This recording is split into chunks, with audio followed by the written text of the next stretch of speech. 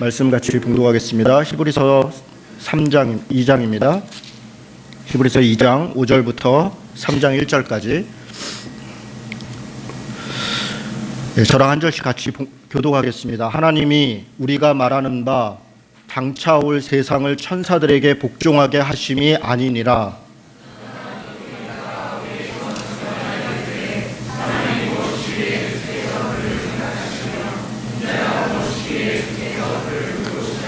그를 잠시 동안 천사보다 못하게 하시며 영광과 존귀로 관을 씌우시며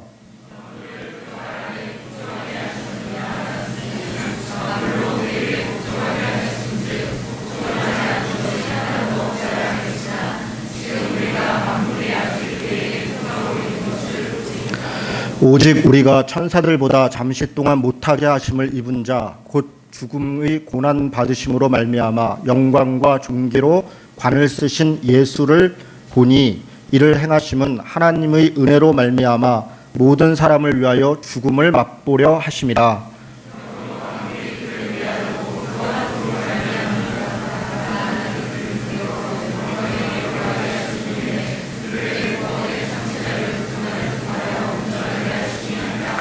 거룩하게 하시는 이와 거룩하게 함을 입은 자들이 다 한 근원에서 난지라. 그러므로 형제라 부르시기를 부끄러워하지 아니하시고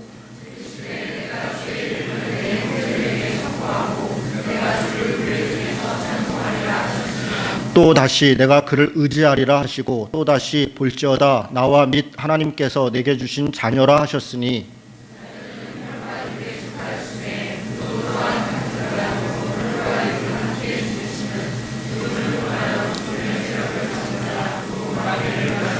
또 죽기를 무서워함으로 한평생 매여 종노릇하는 모든 자들을 놓아주려 하심이니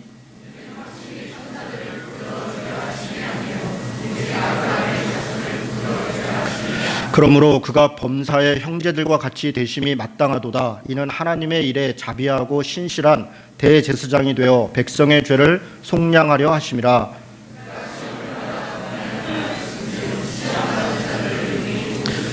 같이 읽습니다. 그러므로 함께 하늘에 부르심을 받은 거룩한 형제들아, 우리가 믿는 도리의 사도시며 대제사장이신 예수를 깊이 생각하라. 아멘. 말씀을 나누겠습니다. 아마 주중에 이 히브리서 본문을 읽으신 분들은 조금 난해하다 이런 느낌이 있었을 거예요. 이게 난해한 이유가 사실 말이 뜻이 어렵거나 복잡해서 그런 게 아니에요. 말이 좀 이렇게 만연체예요. 만연체. 그러니까 뭐뭐하고 뭐뭐하고 뭐뭐하고 뭐뭐하니 뭐뭐뭐뭐뭐뭐하니라 이렇게 계속 하니까 일종의 이건 국어죠. 그러니까 어디서 끊고 어디서 보고 해야 될지가 헷갈린 거예요. 어느 정도 읽다 보면 앞에 읽은 게 잘 기억이 안 나는 거예요. 그러니까 내용 자체는 복잡한 건 아닌데, 그리고 실제로 헬라어로 보면, 제가 헬라어를 잘하는 건 아니고요, 헬라어를 잘하는 분들이 보면 굉장히 이렇게 문장이 이렇게 깔끔하다 그래요. 그러니까 이렇게 딱딱 잘 끊어지고 헬라어로 볼 때는 이게 정확하고 명료한데, 이걸 영어로 번역해 놓고 영어를 중국어로 번역해 놓고 중국어로 한자로 번역해 놓은 걸 또 한글로 번역할 때 만연체로 계속 이렇게 번역을 해 놓은 거예요. 그래서 내용 자체를 이해하기가, 이 무슨 말을 하려고 하는 거야 라고 하는 게 파악이 잘 안 돼서 그렇지, 실제 내용 자체는 복잡하거나 어려운 얘기를 하려는 건 아니에요. 제가 여기서 이렇게 간단하게 설명드리면, 그렇게 간단한 얘기를 왜 이렇게 복잡하게 썼어? 아마 그렇게 생각하는 분들도 있을 거예요. 우리 기억을 다시 더듬어 보면 히브리서 1장에서 1장 1절에서 3절은 마치 히브리서 전체의 서론처럼 예수님이 누구인가에 대해서 시작하자마자 이렇게 선포했어요. 예수님이 누구냐에 대해서. 예수님이 창조자라는 거죠. 그가 하나님이라는 거죠. 그가 하나님의 아들이라는 거죠. 그가 우리의 구원자고 통치자고 만물의 역사를 이끌어 가시는 분이시다 라고 하는 것을 설명하고 있는 게 1장 1절에서 3절이에요. 사실 그렇게 예수님이 누군가라고 설명하는 이유가 있다고 말씀드렸죠. 왜냐하면 많은 사람들이 처음에 예수를 믿고 따르다가 어느 순간에 외부적인 어떤 압박 혹은 지식적인 유혹, 여러 가지 자신이 처해 있는 현실, 상황, 이런 것들 때문에 배교를 하기 시작한 거예요. 정말 내가 믿고 있는 예수님이 정말 그분이 맞나? 그분이 창조자라는데, 그가 전능자라는데 정말 자기의 상황들을 볼 때는 아닌 것 같거든요. 다른 상황들을 볼 때 악이 더 흥황하는 것 같고 세상이 더 잘못되어 가는 것 같은 현실들을 바라볼 때 하나님이 정말 살아계신가? 정말 저분이 그 하나님이신가?에 대해서 의심을 갖기 시작하고 있는 거죠. 그래서 신앙을 잃기 시작하고, 그래서 배교하는 일들이 벌어지고 있었어요. 그래서 그 배교하는, 신앙에 고민하고 갈등하고 있는 사람들에게 아니다, 예수 그리스도께서 그분이야말로 성경이 이야기한 그 바로 메시아다라고 하는 것을 유대인들, 그들이 익숙한 언어들을 가지고 비교하면서 설명하기 시작해요. 그래서 1장에서 첫 번째로 비교한 게 천사라고 말씀을 드렸어요. 영적인 존재죠. 소위 영적인 존재들이라고 하는 것들에 비해서 우리 예수 그리스도께서 어떤 존재인가? 영적인 존재들이 어떤 때로는 기적도 행하고 때로 어떤 이적을 행하는 것 같으나 가장 본질적인 세상의 만물을 통치하고 만물을 이끌어가고 하고 있는 분이 바로 예수 그리스도다. 그분은 하나님의 아들이다 라고 하는 것을 비교하면서 천사도 사실은 경배자일 뿐이다, 예배를 드리는 자일 뿐이지 하나님이신 아들 예수 그리스도야말로 예배를 받는 자이다, 바로 그분이 전능자이다 라고 하는 것을 1장이 설명을 했습니다. 어떤 분이신가, 어떻게 탁월한 분인가를 설명합니다. 그리고 2장 5절에서 3장 1절은 2장에서부터 내용이 이어지기는 하지만 조금 독특한 설명을 합니다. 물론 천사보다 얼마나 탁월한 분인가에 대한 것을 이어서 이야기를 해요. 그러나 여기서 이야기하고 싶은 것은 천사보다 탁월함을 이야기하려는 게 아니라 왜 예수 그리스도가 천사보다, 소위 영적인 존재보다 우리가 볼 때 더 못한 것으로 보이는 사람으로 왔느냐. 여러분, 이것은 일종의 사실은 오해인데 사람이 천사보다 못한 게 전혀 아닙니다. 성경은 전혀 그렇게 이야기하고 있는 게 아니에요. 그것은 단지 우리들이 가지고 있는 생각이에요. 우리는 소위 영적인 것들, 어떤 대단한 것들이 인간보다 훨씬 뛰어나다고 생각을 하지만, 그러나 성경의 가르침은 그렇지 않다. 그런 소위 영적인 존재들이 인간을 위해 존재하고 있다라고 이야기하는 게 성경의 가르침인데, 우리가 오해해서 천사보다 못한 인간, 그렇게 생각을 하고 있는데 왜 예수님이 그런 천사보다, 소위 영적인 존재보다 못한 존재로 왔느냐 하는 것입니다. 여러분, 한번 이렇게 생각해 보십시오.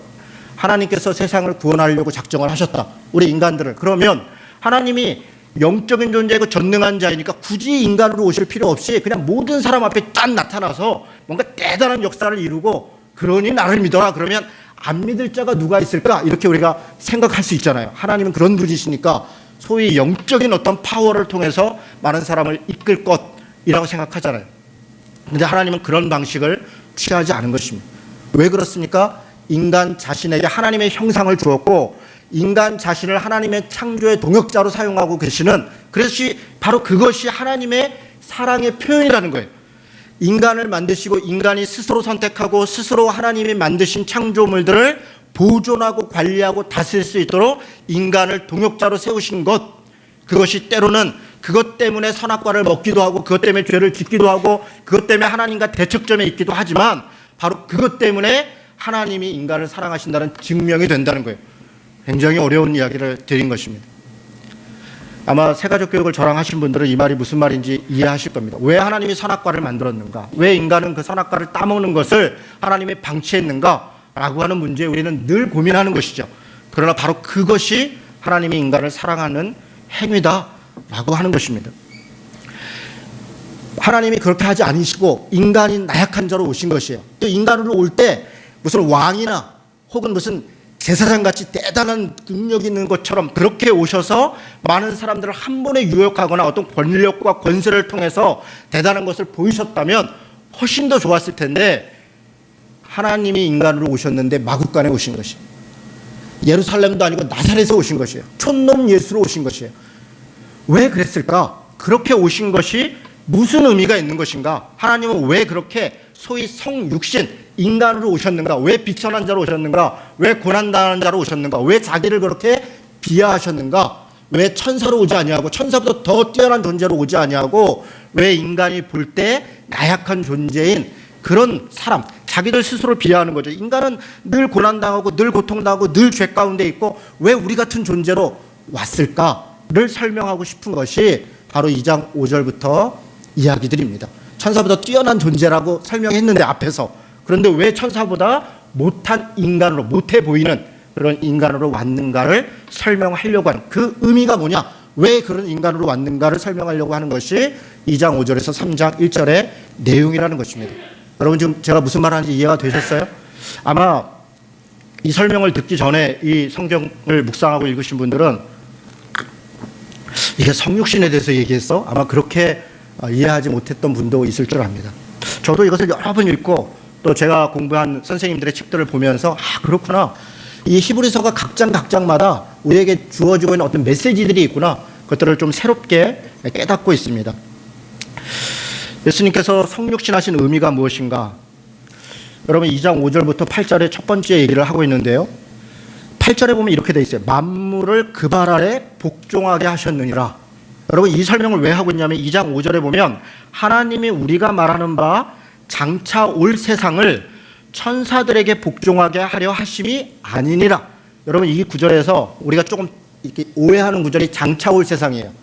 장차 올 세상이라는 단어를 딱 접했을 때 우리는 순간적으로 무슨 생각을 해요? 재림 이렇게 생각해요. 재림한 다음에 그 천사가 아니라 예수님한테 바뀌었다는 얘기구나. 이것은 그러나 재림을 이야기하는 게 아닙니다. 장차 올 세상은 어떤 세상이냐? 예수 그리스도께서 오셔서 완전케 하신 세상. 우리가 가지고 있는 착각 중에 하나가 뭐냐면 이 땅은 불완전하다는 거예요. 물론 불완전하죠. 그러놓고 예수님의 오심도 불완전하다고 생각하는 거예요. 그러나 예수님이 오셔서 우리를 구원하셨고 그때부터 이미 하나님 나라가 시작됐다는 것을 우리는 계속적으로 잃어버려요. 그래서 우리는 이 땅에 뭔가 불안하다, 뭔가 새로운 것이 와야 된다라고 하는 생각을 늘 합니다.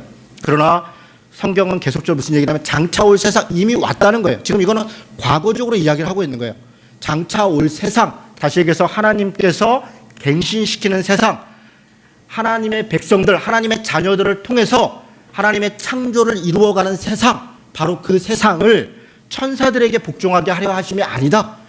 누구를 통해 복종하게 하려 하시냐면 8절에 얘기하는 게 만물을 그 발 아래 이미 복종케 하셨느니라. 예수 그리스도에서 오심으로 타락한 세상, 타락한 자연, 타락한 사탄, 귀신들은 다 이미 예수 그리스도께 복종케 되는 존재로 바뀌었다는 거예요. 만물을 그 발 아래 복종케 하였다는 것은 하나님께서 이미, 예수님께서 이미 이 만물을 통치하고 계시다, 통치하신다라고 하는 거예요.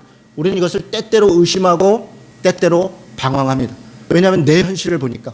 여러분 고난이 있고 고통이 있으면 왜 하나님이 통치하시는데, 왜 주님이 통치하시는데 나에게 고통이 있고 이 세상 가운데 이런 악이 있는가에 대해서 계속 고민하는 것이에요. 그러나 그럼에도 불구하고 고난도 있고 악도 있고 고통도 있고 여러 가지 불합리한 것도 있음에도 불구하고 성경은 지금 뭐라고 얘기하냐면 예수님께서 인간으로 오셔서, 장차 올 세상인 인간으로 오셔서 만물을 이미 통치하고 있다. 성육신하신 첫 번째 의미가 바로 그것이라는 거예요. 주님이 세상을 통치하기 위해서 인간으로 오셨다. 그렇게 설명하고 있는 겁니다. 아마 뒤에 조금씩 더 설명하면서 무슨 의미인지 아실 것 같아요. 제가 조금 더 계속 설명해 가겠습니다. 7절에 보니까 그를 잠시 동안 천사보다 못하게 했다. 여러분 이 구절이 좀 문제예요. 아니 인간이 그러면 예수님이 천사보다 못한 존재라는 건가?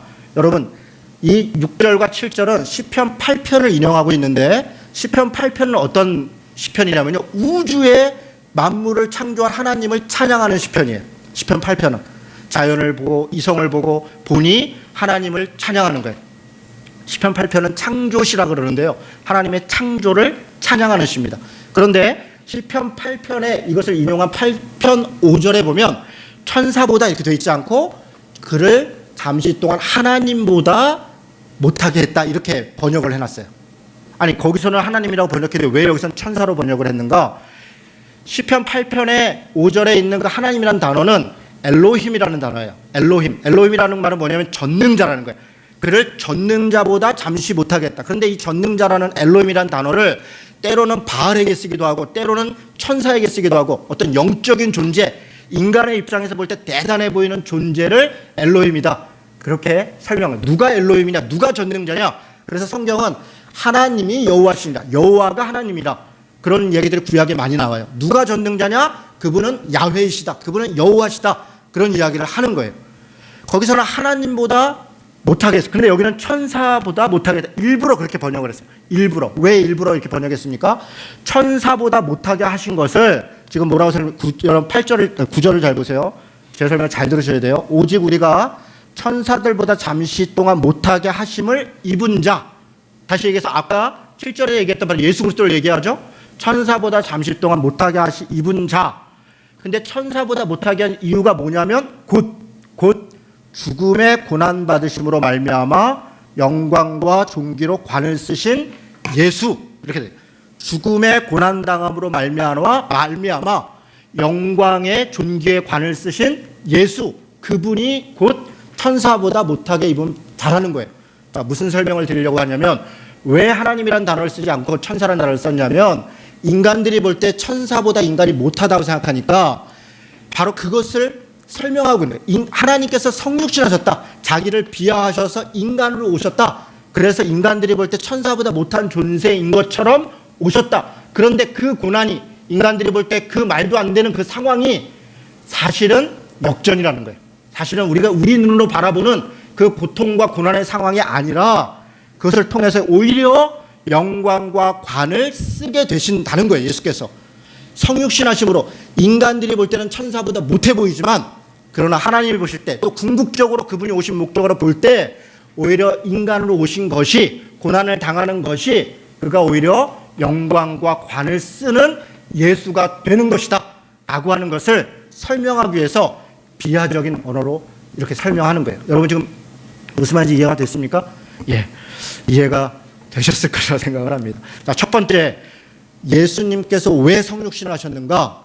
만물을 통치하시기 위해서. 인간으로 오시기 때문에. 인간으로 오셔야 만물을 통치할 수 있는가? 그렇습니다. 만물을 통치한다는 것은 무엇인가? 만물을 통치한다는 것은 만물 위에서 내 마음대로 조종한다는 것이 아니에요. 정말로 통치하는 것, 정말로 리더십 있고 하는 것은 함께하는 것입니다. 여러분, 정말 좋은 지도자는 저 위에 올라가서 지시하고 명령하는 것으로서 조종하고 있는 것이 아닙니다. 구중궁궐에 앉아가지고 백성들이 어떻게 살아가는지도 모르고 그러면서 그냥 정책을 결정하고 있는 것이 아닙니다.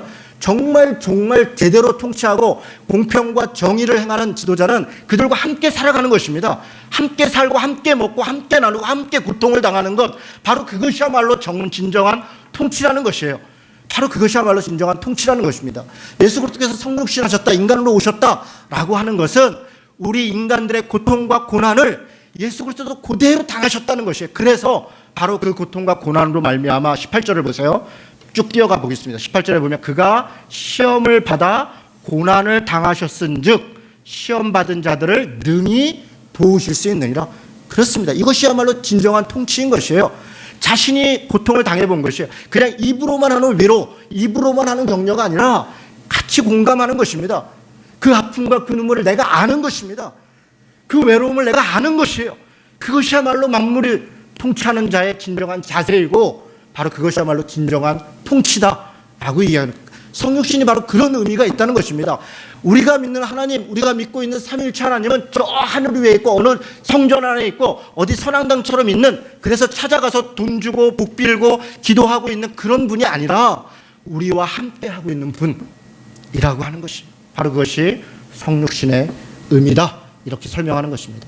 두 번째로 8절에 보니까 만물을 그 발 아래 복종하게 했는데 9절에 보니까 오직 우리가 천사들보다 못하게 하고 죽음과 고난 받으시로 영광과 예수를 받는데 이분이 누구라고 얘기하면 9절 끝에 보니까 이를 행하심은, 이렇게 했음은, 자기가 이렇게 성육신에서 인간의 비천한 몸으로 오신 이유는 하나님의 은혜로 말미암아 모든 사람을 위하여 죽음을 맛보려 하십니다. 모든 사람을, 아까 말씀드린 거죠. 자신이 죽음을 맛보랬다. 이렇게 고난당했다, 죽음당했다.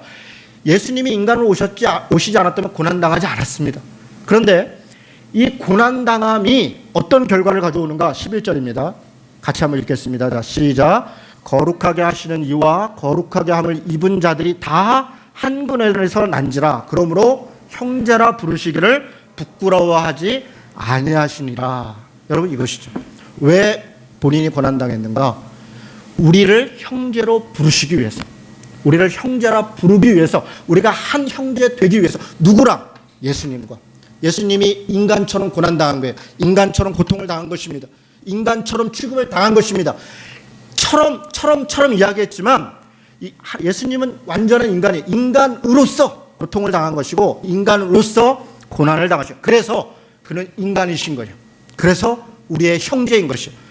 모든 사람과 동일한 자가 된 것이에요. 여러분, 이건 놀라운 것입니다. 하나님이 인간과 동일시 되었다. 하나님이 인간과 같은 존재가 되었다. 바로 그러기 위해서 하나님께서 성육신 하셨다.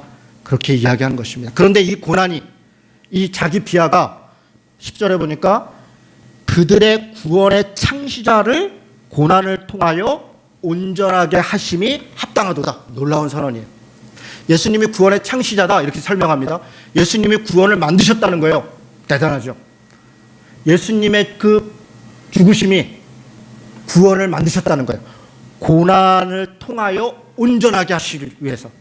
여러분, 이것은 굉장한 선언을 하는 거예요. 우리는 아까 말씀드린 것처럼 하나님의 전능성으로 혹은 인간으로 오시더라도 무슨 돈과 권력과 힘이 대단한 존재로서 그렇게 세상을 구원하는 메시아여야 될 것으로 생각하지만, 그러나 예수님은 역설같이 고난당하심으로, 고통받음으로 오히려 그것이 구원을 이루는 창시적 효과라는 것이에요.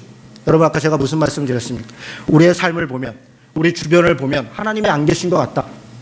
하나님이 정말 예수 그리스도께서 정말 구주가 맞으신가? 라고 하는 의심을 때때로 한다고 말씀드렸습니다. 실제로 히브리서에 나와 있는 유대인들이 그런 고민과 그런 갈등, 그런 현실적인 아픔들 때문에 복음을 배신하고 배교하고 있다. 그렇게 말씀을 드렸습니다. 그런데 우리는 고난을 보고, 우리는 악이 창궐한 걸 보고 하나님이 계신가? 이 고통이 정말 예수가 구주인가? 라고 의심하지만 성경은 역설적으로 바로 그 고난이 있기 때문에, 그 고통이 있기 때문에, 악이 창궐하기 때문에 오히려 거기서 구원이 시작된다는 거예요. 오히려 거기서 구원이 시작된다. 그것이 하나님인 증거이고 그것이 예수께서 구원자인 시작이 된다라고 이야기하는 것입니다. 여러분, 완전히 역설적인 놀라운 선언이지 않습니까? 마치 예수님께서 처음 공생애를 시작할 때 광야에서 그 사탄이 와가지고 세 가지 시험을 하다. 네가 하나님의 아들이거든, 네가 하나님이거든, 이거 해봐라. 돌로 떡 만들어라. 돌로 떡 만들어야 마치 그것이 구원자인 것처럼 느껴지지만 오히려 예수님은 무엇을 통해서 자신이 하나님의 아들인 걸 증명합니까? 돌로 떡 안 만드는 걸로, 무능함으로, 오히려 무능함으로, 그것을 만들지 않음으로, 그것을 만들지 않은 게 무능하다고 제가 표현했는데 정확한 표현은 아니에요. 오히려 초월하심으로, 무능해서 안 만든 게 아닙니다. 그게 아무것도 아니기 때문에 안 만든 것이에요. 먹고 사는 문제에 매여 있다면 그분은 구세주가 될 수가 없는 것입니다.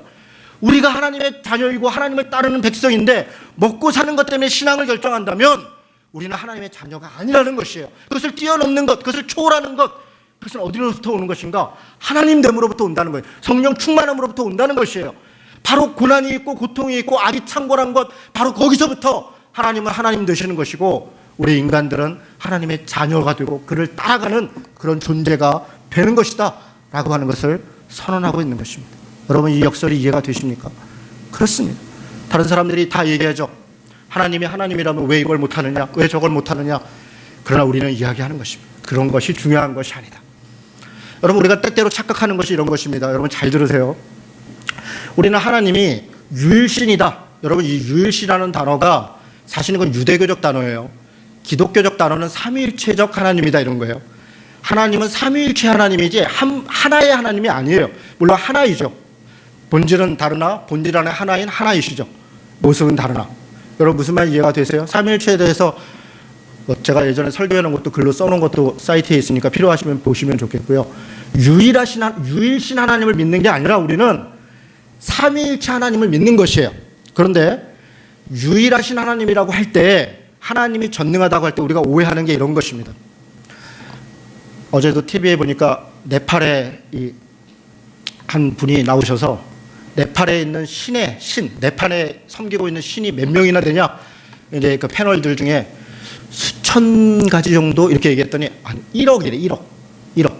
1억 개의 신을 섬기는. 그래서 아니, 웬 신이 그렇게 많아요? 그랬더니 자기들은 모든 것이 다 신이다. 모든 것이. 그래서 그분이 옆에서 농담처럼 물어, 안경도 신이에요? 그랬더니 이분이 아주 진지하게 안경도 신입니다. 왜요? 안경을 통해서 뭘 볼 수 있도록 도와주니까 뭔가 나한테 도움을 주고 내게 뭔가 이익을 주는 것은 다 신이라는 거예요. 그래서 안경도 신이다. 여러분, 우리도 그랬습니다. 우리도 온갖 신을 섬겼어요. 나무신, 뭐 돌신, 뭐 해신, 심지어는 부뚜막에 또 무슨 신이 있고 별신이 남학신, 집신, 꼬무신까지 섬기는 거예요. 다 신을 섬깁니다. 온갖 것들이 다 신이다. 그런데 유일신 이렇게 생각하라. 그런 많은 신들 중에 우리가 믿는 하나님이 힘이 제일 세. 그래서 이 하나님이 진짜 하나님이야 라고 생각한다면 이것은 잘못 생각하는 것입니다. 그것은 범신론적인 사고예요.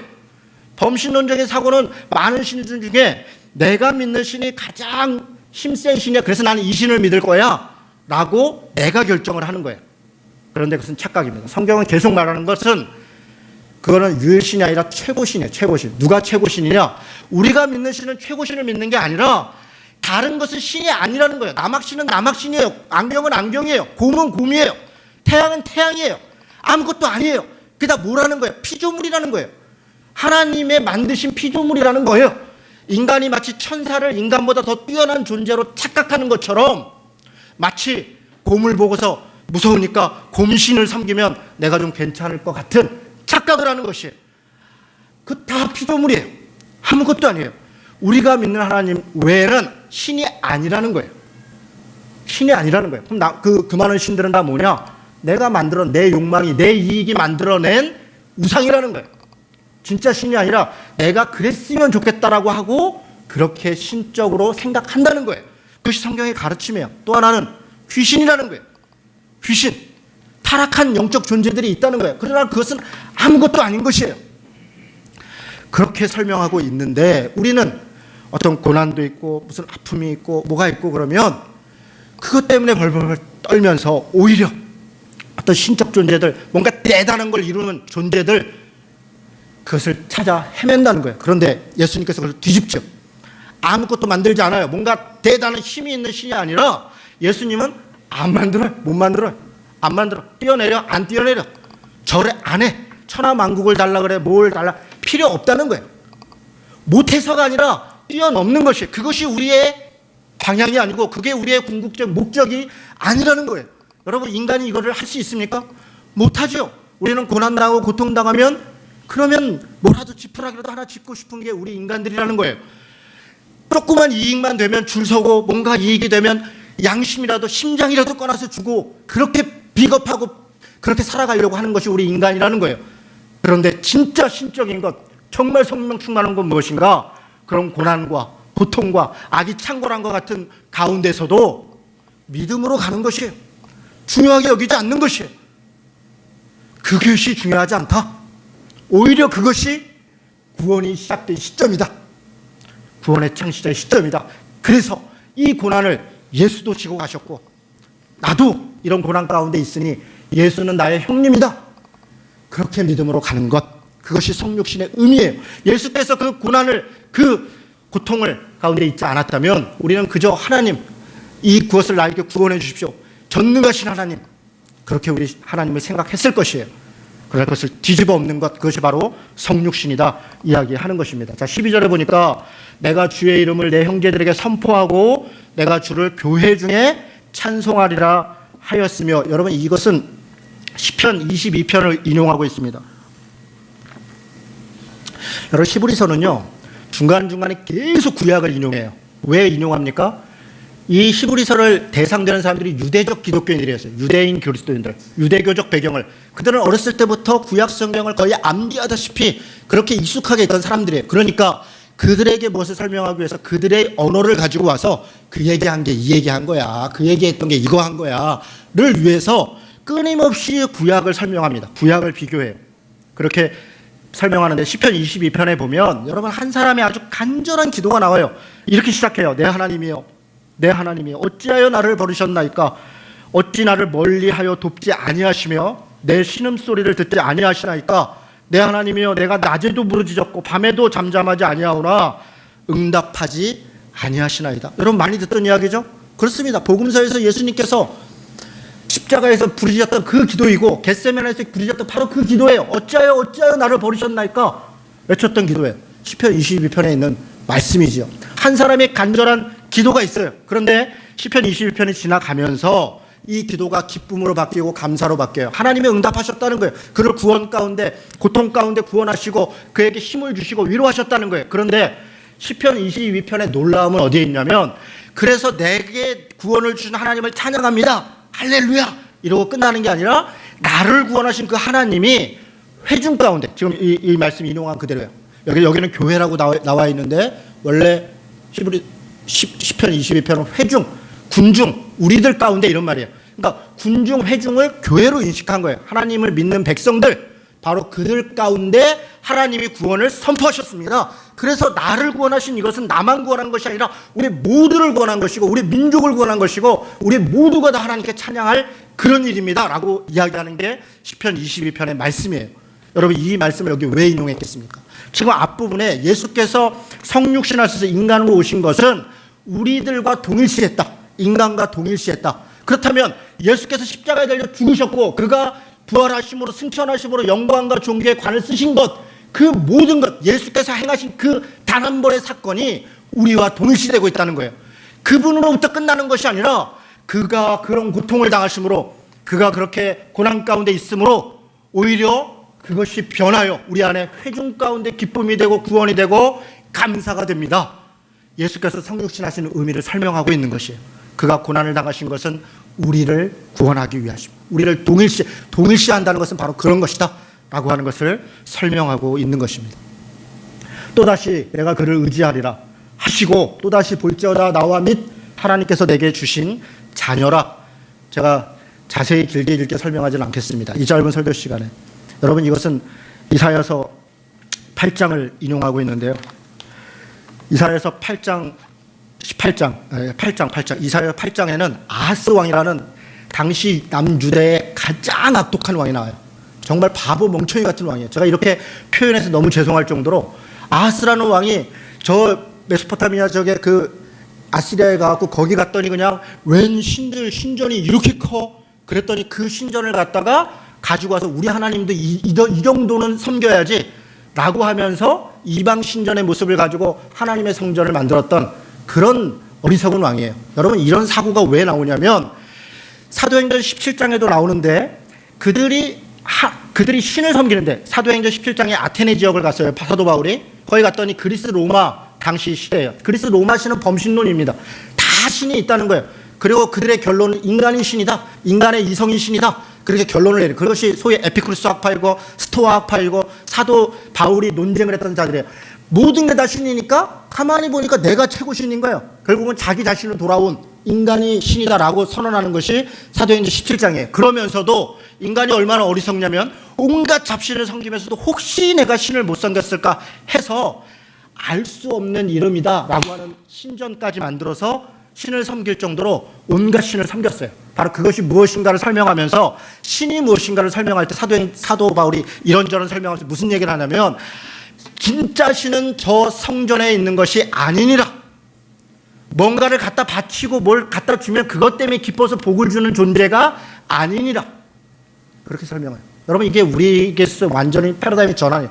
우리는 전 세계 범신론의 많은 것들을 내 신이 최고신이야, 내 신이 최고신이야 라고 하는 사람들은 내 신이 최고신인 것을 뭘로 증명하냐면, 둘 중에 하나예요. 첫째는 성전을 크게 짓는 거예요. 아주 화려하게 짓는 거예요. 그래서 봤지, 우리 신이 이렇게 대단해. 여러분, 우리 유럽을 여행하고 무슨 아시아를 여행할 때마다 무슨 신전들을 가요. 그러면 그 신전을 안내하는 안내자들이 그냥 뿌듯해갖고, 우리 종교는 신전이 이렇게 아름답고요, 이렇게 훈련하고요.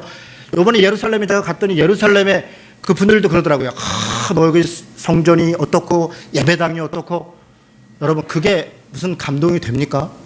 그거 짓느라고 얼마나 많은 사람들이 고통당하고 얼마나 많은 사람들이 그 빼앗기고 노예가 되고 한 것을 보지 않고, 그 신전에 신이 인간을 노예화시킨다는 게 말이 됩니까? 그런 짓들을 하고서 내 신이 최고야 라고 하는 것을 그 커다란 신전으로 그렇게 증명한다는 것이에요. 바로 아하스가 그런 어리석은 짓을 했죠. 자기 신이 최고인데 아시리아에 가봤더니 더 큰 시고 더 큰 화려한 신전이 있거든요, 바알을 섬기는. 그랬더니 여호와의 신전이 이렇게 초라해서 되겠느냐, 더 큰 신전을 지었던 것이죠. 그러나 하나님은 그런 곳에 있지 아니하니라. 뭐 하나님께서 만물을 만드신 분인데 뭐 이거 바치고 뭐 일천번제를 하고 뭐 뭘 바치면 뭐 복을 주고 안 주면 안 주고 그런 쪼잔한 분이 아니니라. 하나님은 오히려 목자가 돼서 우리를 돌보시는 분이고 우리를 이끄시는 분이고 고난 가운데 우리가 일어날 수 있도록 힘을 주는 분이시지 우리에게 뭘 바라는 분이 아니라는 거예요. 그런 이야기들을 하고 있는 거예요. 여러분, 이 아하스 왕 때에 아람이 쳐들어오고 아시리아가 쳐들어오니까 온갖 이 우상을 동원해가지고 힘을 동원해서 이기려고 그래. 그랬더니 이사야가 가서 쓸데없는 짓 하지 말라고, 하나님만 의지하라고 그러면서 갈 때마다 자기 아들들, 여기 보면 이게 하나님의 자녀니라 이런 그 배경이에요. 첫 번째 아들이 누구냐면 수엘 야숲, 이게 이사야의 아들이에요. 그런 아들이 있었어? 그런 아들이 있습니다. 거기 자세히 7장에 읽어보면 스엘 야습을 데려가요. 그런데 스엘 야습을 데려가는 이유가 있어요. 그게 메시지예요. 스엘 야습이라는 단어가 남은 자여 돌아오라 이런 뜻이에요. 그러니까 아하스 왕한테 가서 지금 똑바로 해라, 단디 해라, 너 지금 정신을 안 차리고 그러면 너 나라 쫄딱 망한다. 그까짓 거 아시리아 의지하고 이집트 의지하고 그러지 말고 하나님만 의지해라. 신 그런 거 아무것도 아니다. 그런데 말을 듣지 않는 거예요. 자기 고집대로 하는 거예요. 그럴 때 남은 자여 돌아와라. 끝까지 그 고난 가운데 또 하나님만 의지할 남은 자들이 있다는 거예요. 그 얘기를 하고 싶어서 첫째 아들을 데리고 가요. 두 번째 하나님께서 와서 둘째 아들을 이름을 지어줘요. 마할살렐 하스바스. 8장 처음에 나와요. 처음 들어봤다 라고 하시는 분들은 성경을 저랑 같이 공부하셔야 돼요. 성경 공부할 때 빨리 오세요. 마할살렐 하스바스. 이게 무슨 뜻이냐면 노력하여 침공한다. 빠르게 침공한다. 아하스한테 가서 이제 끝났다는 거예요. 그가 순종하지 않거든요. 노력하여 멸망할 것이다. 그러면 끝났나? 그런데 셋째 아들을 줘요. 우리가 잘 아는 아들입니다. 임마누엘이라 하라. 저는 어쩌고 저쩌고 구원할 자니라. 하나님이 함께 계신다. 이게 여러분 이사야의 아들 이름이에요. 그런 아들이 있었나? 그런 아들이 있습니다. 임마누엘을 얘기하는 거예요. 지금 13절에 내가 그를 의지하리라 하시고 또다시 볼지어다 나와 및 하나님께서 내게 주신 자녀라. 임마누엘을 얘기하는 거예요. 바로 무슨 얘기예요? 하나님의 남은 백성들을 하나님이 함께 하실 것이고 인간적으로 볼 때는 멸망하고 그것이 고난당하고 고통 가운데 완전히 망하는 것 같으나 남은 자들과 하나님이 함께 하신다. 그 선언을 하고 있는 것이에요. 예수님이 누구신가? 바로 그런 자라는 거예요. 자기 혼자의 고난을 통해서 모든 자들을 동일시하고 구원하신 자이고 하나님이 함께 하심을 증명하신 자이다. 무엇으로? 성육신하심으로. 성육신하심으로 하나님이 하나님이심을, 예수님이 하나님이심을, 그가 우리를 구원할 자이심을 증명한 것이다 라는 것을 이 구절들이 설명하고 있는 것이, 여러분 이해가 되십니까? 14절에 그래서 자녀들은 혈과 육에 속하였음에 그도 또한 같은 모양으로 혈과 육을 함께 지니심은 죽음을 통하여 죽음의 세력을 잡은 자 곧 마귀를 멸하시며, 마귀 아무것도 아니에요. 이미 멸했어요. 멸하시며 또 죽기를 무서워함으로 한평생 매여 종로로 타는 모든 자들을 놓아주려 하심이라. 여러분 예수를 만나기 전에, 하나님을 진정으로 알기 전에 우리는 종이 되었다는 거예요. 무슨 누구의 종? 마귀의 종, 죽음의 종. 고난을 두려워하고 고통을 두려워하고 죽음을 두려워하고, 그래서 두려워하는 거로 끝나는 게 아니에요. 힘센 어떤 것에 의존해서 그의 노예가 되는 거예요. 이게 문제예요. 노예가 되는 거라고요. 내가 힘드니까 하나님 정말 나를 도와주세요 라고 하는 것에 멈추는 게 아니라, 그래서 하나님은 안 계신 것 같아. 그러면 이제 내 살 길을 찾아야 돼. 그 때로는 돈이고 때로는 권력이고 때로는 아무것도 아닌 그런 피조물들을 붙잡고 그것에 매달려서 인생을 낭비하는 것이에요. 소위 어떤 영적 존재들에 매달리고 뭔가에 매달려서 인생을 낭비하고 있는 바로 그 종로탐에서, 그 죽음에서 하나님께서 우리를 해방하셨다. 자유케 하셨다. 성육신하심으로 말미암아. 여러분 성육신하심 바로 그런 의미들인 겁니다. 이는 확실히 천사들을 붙들어 주려 하심이 아니요 오직 아브라함의 자손을 붙들어 주려 하심이라. 아브라함의 자손, 이스라엘 사람들만 그런 얘기가, 믿음의 자손, 예수를 믿는 모든 새 이스라엘들, 새롭게 하나님의 자녀가 된 자들을 붙잡아 주려 하심이라. 그러므로 세 번째로 성육신하신 의미는 무엇인가? 범사의 형제들과, 여러분 이 용어가 바뀌었어요. 처음에는 너희들 뭐 이렇게 나오다가 나중에는 형제, 자녀들, 이제는 형제들, 우리에 대해서 지금 그렇게 부르시는 거예요. 지금 여러분 지금 용어가 바뀌고 있어요. 성육신하심으로 말미암아 예수님의 그 성육신이 우리의 신분을 바꾸고 있다고요. 우리를 자녀들, 우리를 형제들, 이렇게 용어가 바뀌고 있어요. 형제들과 같이 되심이 마땅하도다. 그가 범사에 모든 일에 형제들과 같이 되심이 마땅하다. 이는 하나님의 일에 자비하고 신실한 대제사장이 되어 백성의 죄를 속량하려 하니라. 여러분, 대제사장에 대해서는 뒤에 또 7장 쭉 나가면서 자세히 설명해요. 예수님께서 인간으로 오신 것은 그가 진정한 대제사장이 됐다는 거예요. 그가 왜 진정한 대제사장이 되었는가? 아, 대제사장이 됐으니까 이제 권위가 생겼구나. 그렇지, 그럼 사람들이 다 쳐다보겠구나. 그 얘기를 하는 게 아니에요. 대제사장으로서 백성들의 죄를 속량하는 위치에 있었다는 거예요. 단 한 번의 제사로 자신이 대제사장일 뿐 아니라 오히려 히브리서는 그가 희생 양이 되어, 오히려 제단에 올라가는 어린 양이 되어 단 한 번 제물이 됨으로 말미암아 우리를 죄에서 완전히 속량하였느니라. 그것이 성육신의 의미예요. 예수님께서 인간으로 오신 것은 바로 어린 양이 되기 위함이고, 그가 그 대제사장으로서의 그 마지막 제사를 집례하기 위함인 것이에요. 여러분, 제가 마지막 제사라고 그랬어요. 그렇다면 지금 우리가 드리고 있는 건 뭡니까? 많은 사람들이 제사라고 생각하고 제물이라고 생각하고 제단이라고 생각하고 목사를 제사장으로 생각하지만 그런 것이 아니에요. 이건 다 끝났어요. 우리는 예배를 드리고 있는 거예요. 예배는 무엇이에요? 예배가 무슨 제사입니까? 그렇지 않아요. 예배는 하나님을 만나고 경배하는 것이에요. 하나님을 예배하는 것이에요. 말 그대로 즐거워하고 기뻐하는 것이에요. 그것은 제사를 드리는 것이 아니에요. 일주일에 한 번 오지 않으면 내 죄가 속량되지 않는 것이 아니에요. 예전에는 와서 양을 잡지 않고 제사를 드리지 않으면 죄가 속량되지 않았다고요. 그래서 그 제사를 드렸어요. 그러나 지금은 예배 자체가 무슨 죄를 사하고 그런 것이 아니라 이미 우리는 죄사함을 받은 자들이 그것을 기뻐하고 감사함으로 하나님께 영광을 돌리고 믿는 자들 안에 교제를 하고 같이 쉼을 누리고, 그것이 예배예요. 제사장이 아니고 제단이 아니고 제물이 아니에요. 이미 다 끝난 것이에요. 마지막 제사, 예수께서 단번에 드리심으로 끝냈다, 그렇게 얘기하는 것입니다. 마지막으로 18절 읽고 말씀을 정리하겠습니다. 같이 읽습니다. 그가 시험을 받아 고난을 당하셨은즉 시험 받은 자들을 능히 도우실 수 있느니라. 성육신의 의미의 마지막 결론이에요. 그리고 3장 1절, 마지막이 아니네요. 제가 3장 1절을 설명 안 했네요. 3장 1절 다시 한번 같이 읽습니다. 그러므로 함께 하늘의 부르심을 받은 거룩한 형제들아, 우리가 믿는 도리의 사도이시며 대제사장이신 예수를 깊이 생각하라. 아마 3장 1절을 왜 여기다 붙여놨을까? 좀 의아한 분들이 있을 거예요.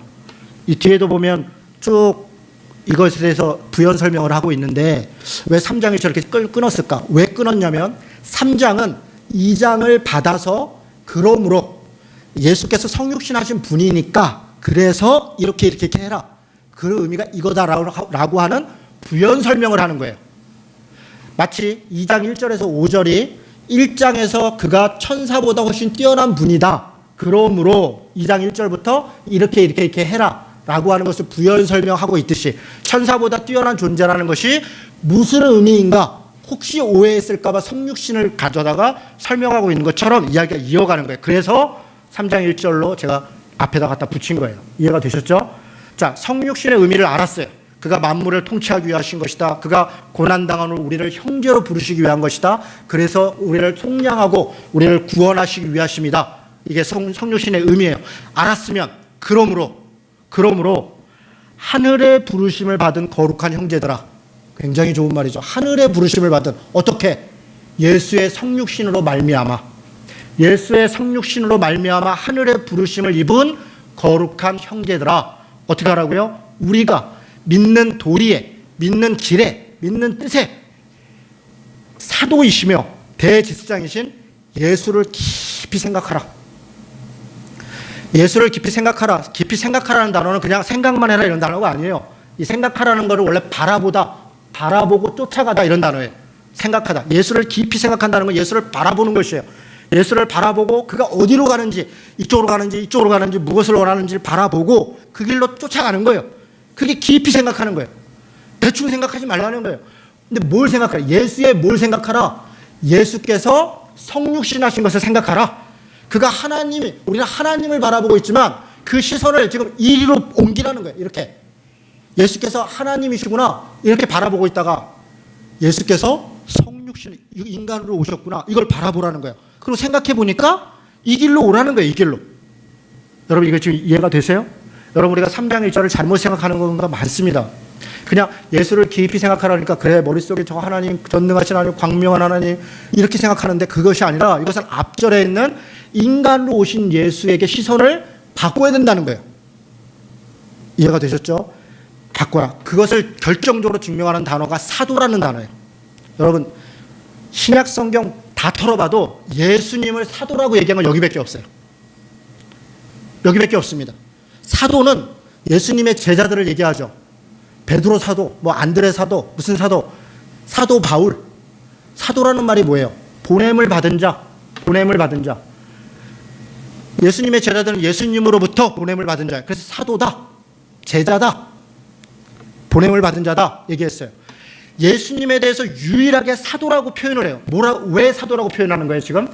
뭘 강조하기 위해서? 하나님으로부터 보냄을 받았다는 거예요. 예수께서 보냄을 받은 자. 어디로? 땅으로, 인간으로. 인간의 눈으로 볼 때는 아무것도 아닌 것 같은, 마치 천사보다 아닌 것 같은, 고난과 고통과 죽음 가운데 있는 것 같은 그런 존재로 보냄을 받았어요. 예수님께서 거기에 순종하셨어요. 그리고 그 길을 가셨어요. 그런 것처럼 우리도 그 예수를 바라보고 그 예수를 쫓아가고 그 예수를 따라 사는 삶을 살아가자. 그러니 유대교의 그 화려하게 이야기하는 무슨 성전, 무슨 제사, 무슨 천사, 무슨 기적, 무슨 대제사장 이딴 것들에 더 이상 현혹되지 말고 우리 삶의 자리에서 그 고난과 고통이 있다 할지라도 미혹과 어려움이 있다 할지라도 묵묵히 예수께서 가신 그 길을 따라가자라고 다시 도전하고 있는 것이 사랑하는 성도 여러분, 이 도전에 이 부르심에 다시 응답하시기 바랍니다. 무엇을 쫓아가고 있습니까? 하늘에 계신 영광의 하나님을 쫓아가고 있는 것입니까? 아니요. 우리는 그리스도교를 믿는 사람들, 예수 그리스도를 믿는 사람들이에요. 성육신하신 인간으로 오신, 그래서 십자가를 지기까지 그 고난과 고통 가운데 죽으심으로 오히려 다른 사람들을 구원하신 바로 그분을 쫓아가는 그리스도인들, 제자라는 것을 잊지 마시고 이 길로 가시는 사도 되시는 성도 되시기를 주님의 이름으로 축원합니다. 아멘.